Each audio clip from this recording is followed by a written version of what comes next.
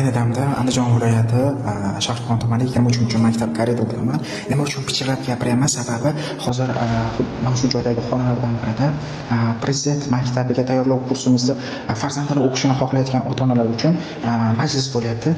Agar sizga qiziq bo'lsa, birgalikda kuzatamiz. Qani ketdik.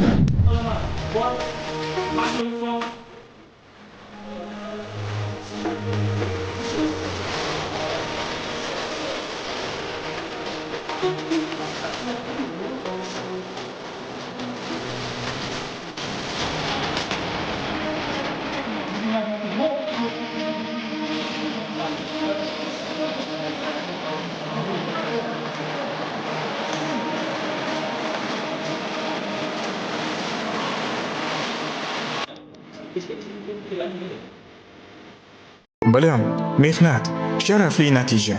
Albatta, sharaf edi.